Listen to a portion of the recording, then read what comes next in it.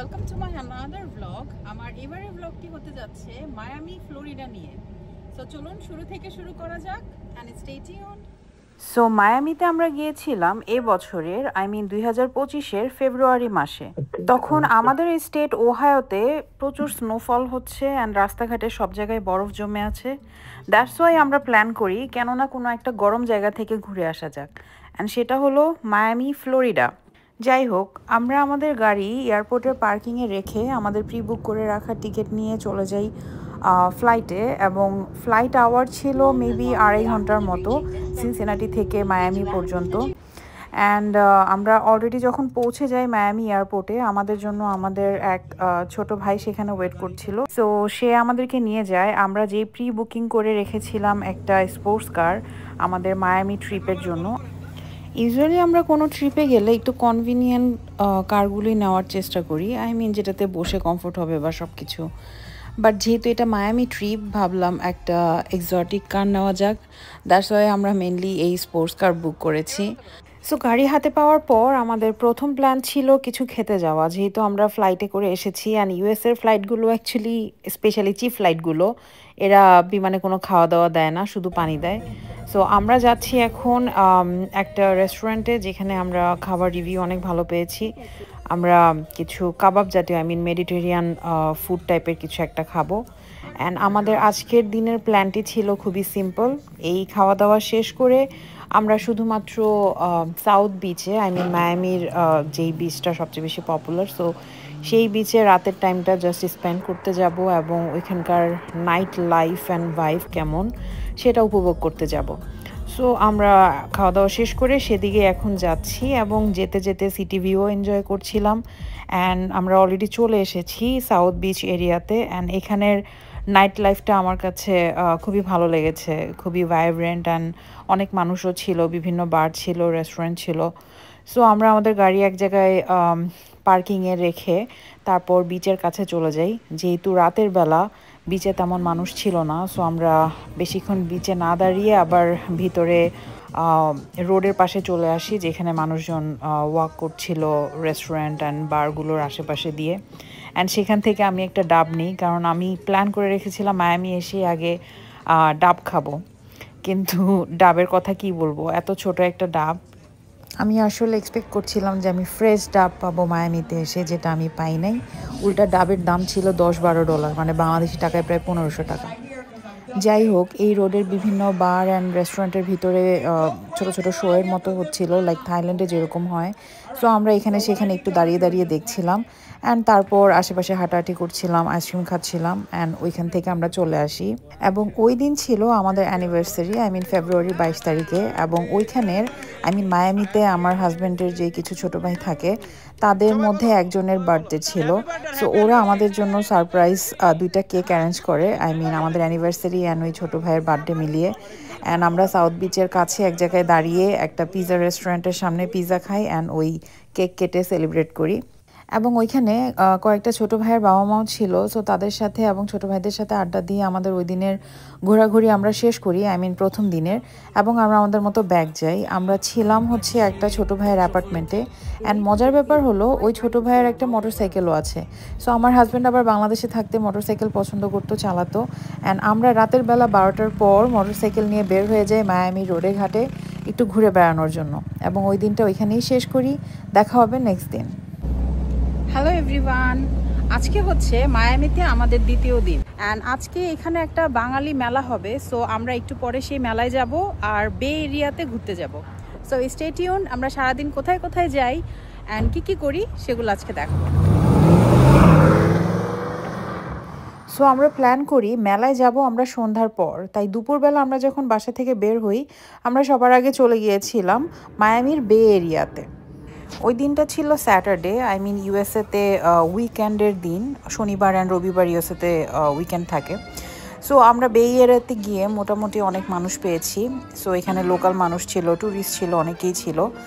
কারণ যেহেতু উইকেন্ডের দিন সবাই একটু চেষ্টা করে বাসার বাইরে ঘুরে ফিরে বেড়াতে, সো লোকাল মানুষ অবশ্যই অনেক থাকবে। দ্যাটস ওয়াই আমরা মোটামুটি ক্রাউডই পেয়েছি। আমরা ঘুরে ঘুরে দেখছিলাম বে এরিয়াটা, এবং এখানেও অনেক রেস্টুরেন্ট আছে, দেখার মতো অনেক কিছু আছে, ইভেন বিভিন্ন বোট আছে। সো আমাদের মেইন উদ্দেশ্য ছিল বে এরিয়া থেকে আমরা একটা বোট নিব, বোট রাইড। যেই বোট রাইডটি আমাদেরকে 1 ঘন্টার মতো রাইড দিবে। এর মাঝখানে আমাদেরকে বিভিন্ন সেলিব্রিটির হাউসগুলো ঘুরে দেখাবে। আই মিন বোট রাইড নিয়ে এই পানির উপর থেকে সেলিব্রিটিদের বাড়িঘর দেখা যায়। সো আমরা বিকাল 5টার দিকে টিকিট কেটে ফেলি বোট রাইডের জন্য, এবং আমরা লাইনে দাঁড়িয়ে ওয়েট করতে থাকি যখন ডোর ওপেন হবে সবাই একসাথে গিয়ে উঠব। কারণ নর্মালি দিনের বেলা মায়ামিতে গরমই পড়ে প্রচুর, বিকাল 5টার পরে যেহেতু সূর্যটা একটু সেটেল ডাউন হয়, সো তখন এতটা গরম থাকে না। তাই যেহেতু বোটে আমাদেরকে পুরো পানির উপরেই থাকতে হবে, তাই আমরা বিকাল 5টার টাইমটা চুজ করি। এটাকে বোট রাইড আর ক্রুজ রাইডও বলে। অ্যান্ড এই ক্রুজে আমাদের সাথে একজন গাইডও ছিল, যে কিনা বিভিন্ন জায়গায় যখন বোট যাবে সেই জায়গাগুলোকে এক্সপ্লেন করে বলবে আমাদেরকে। আই মিন কোন সেলিব্রিটির বাড়ি কোনটা, কোন মিলিয়নিয়ারের বাড়ি কোনটা, এরকম ধরনের এক্সপ্লেনেশন সে আমাদেরকে মাইকে করতে থাকে।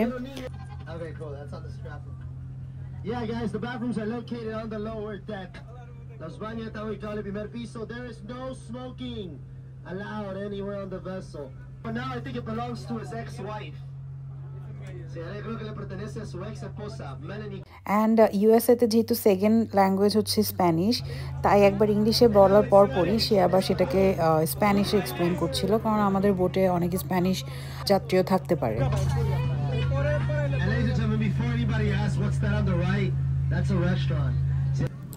এই বোটটি দিয়ে ঘোরার সময় এটা বিভিন্ন সেকশনের উপর দিয়ে যায়। আই মিন একটাকে বলা হয় আই গেস মিলেনিয়ার রো, আরেকটা হচ্ছে সেলিব্রিটি রো। ইভেন কয়েকটা বাড়ির ডেকে এরকম পার্টিও হচ্ছিল।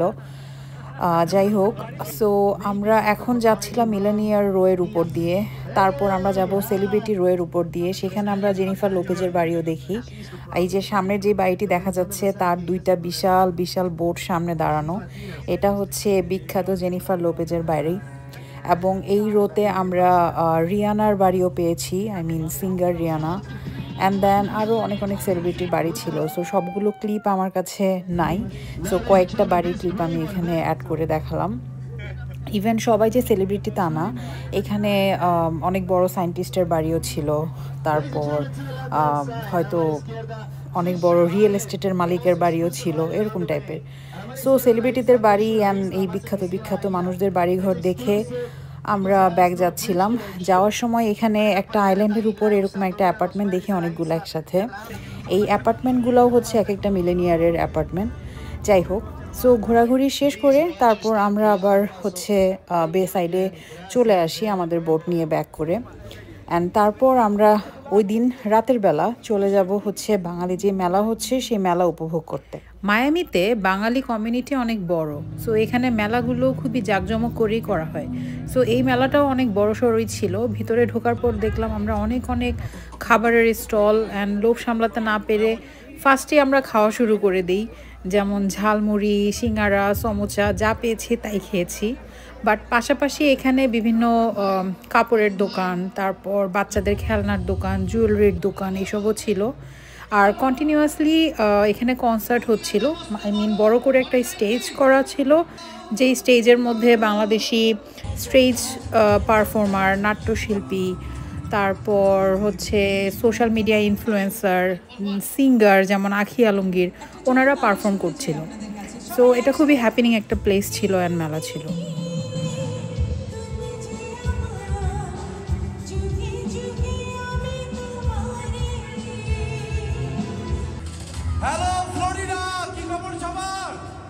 তারপর মেলায় ঘোরাঘুরি শেষ করে আমরা বেরিয়ে পড়ি মায়ামির রাতের শহর দেখতে। সো আমরা আরও কয়েকটি জায়গায় গিয়েছিলাম এবং রেস্টুরেন্টে খাওয়া দাওয়া করে চলে যাই মায়ামির আরেকটা like tourist attraction rock hotel and casino দেখতে। আই মিন আমরা এটার ভিতরে ঢুকিনি, কিন্তু এটার বাইরে থেকে একটা পার্কিংয়ের উপরে আমাদের গাড়ি রেখে আমরা ছবি টবি তুলেছি। এটা একটা হোটেল অ্যান্ড ক্যাসিনো, অ্যান্ড সেখানে ঘোরাঘুরি করে আমাদের ওই দিনের রাতটা আমরা এখানেই শেষ করি। পরদিন আবার দেখা হবে। Hello everyone, good morning from another day in Miami. আজকে হচ্ছে মায়ামিতে আমাদের 3rd ডে, অ্যান্ড আজকেই হচ্ছে লাস্ট ডে। কিন্তু আজকের দিনটা হতে যাচ্ছে খুবই স্পেশাল, কারণ আমরা আজকে মায়ামিতে একটা ফ্লাইট নিব, আই মিন প্রাইভেট ফ্লাইট সেটাকে বলে, 1 ঘন্টার জন্য, যেটা কিনা আমাদেরকে মায়ামির উপর দিয়ে ঘুরে দেখাবে। So let's see how the flight will B.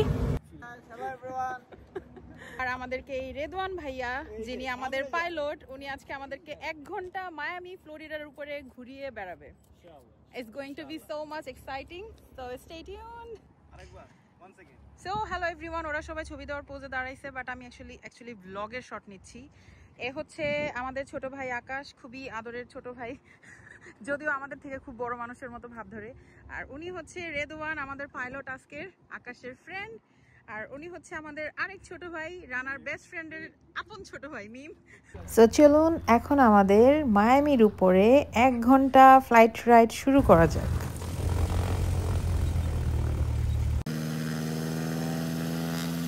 বিমানে তো কতই চড়া হয়েছে জীবনে, কিন্তু এরকম ছোট বিমানে বার্ড আই ভিউতে নিচের ভিউ দেখা, এটা কিন্তু ডিফারেন্ট একটা এক্সপিরিয়েন্স।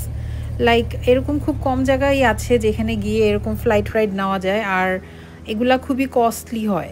আই মিন হয়তো বা যদি আমাদের এই ছোটো ভাই না থাকতো, আমাদের এখানে $1-2 হাজার, মানে প্রায় 1-1.5 লাখ টাকা খরচ হয়ে যেত এই 4 জন মানুষ মিলে রাইড নিতে গেলে।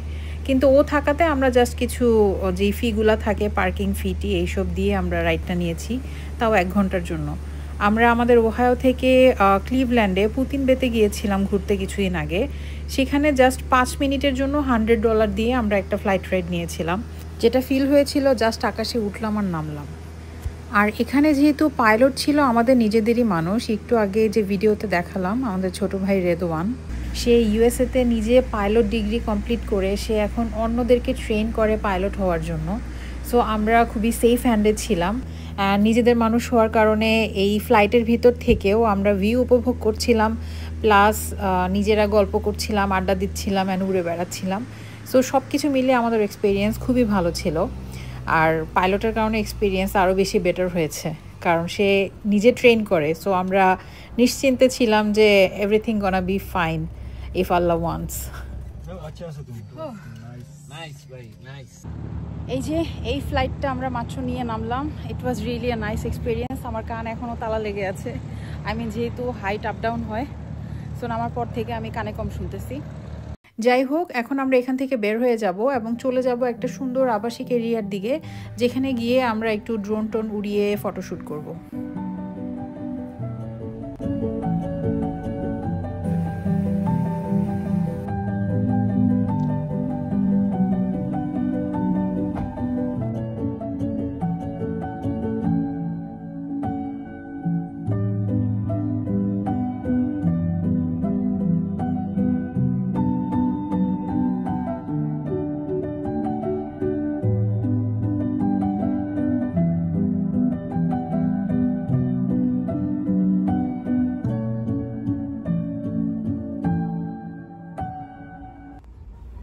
তারপর আমাদের ড্রোন উড়িয়ে ভিডিও করা এবং ফটো তোলা শেষ হয়ে গেলে আমরা ওই জায়গা থেকে চলে আসি, এবং ওই দিনটা ছিল আমাদের লাস্ট দিন মায়ামিতে।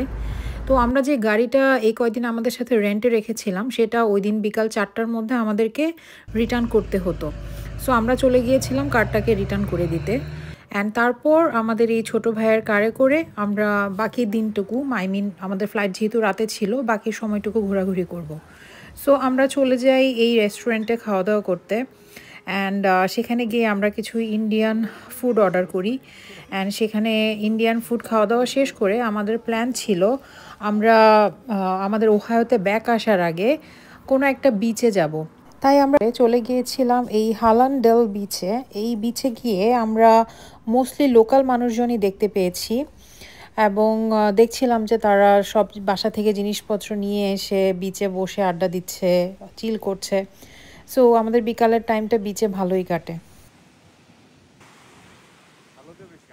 এবং সেখানে আমাদের কিছুক্ষণ সময় স্পেন্ড করে আমরা সূর্যাস্ত দেখে তারপর আস্তে আস্তে আমাদের ব্যাগট্যাগ গুছানোর দিকে চলে যাব। আই মিন যে ছোটো ভাইয়ের অ্যাপার্টমেন্টে আমরা ছিলাম, সেই অ্যাপার্টমেন্টের দিকে চলে যাব, সেখানে গিয়ে আমাদের ব্যাগট্যাগ গুছাবো। অ্যান্ড তারপর আমাদের যেহেতু রাতের বেলা ফ্লাইট, আমরা সময় হাতে নিয়ে বের হয়ে যাব, কারণ অবশ্যই ফ্লাইটে যাওয়ার আগে 1-1.5 ঘন্টা হাতে নিয়ে এয়ারপোর্টে পৌঁছাতে হয়, অ্যান্ড রাস্তায়ও জ্যাম থাকতে পারে। সো আমাদেরকে ওরকম একটা সময় হাতে নিয়ে বের হতে হবে। আল্লাহ হাফেজ। আল্লাহ হাফেজ, সাবধানে থেকো সবাই। আর তোমরা তাড়াতাড়ি আসবে, এর সাথে থাকলাম। এবং এরই মধ্যে দিয়ে আমাদের মায়ামি ট্যুর এবং ব্লগ দুইটাই শেষ হয়। দেখা হবে নতুন কোনো ব্লগে, ততদিন পর্যন্ত বাই বাই।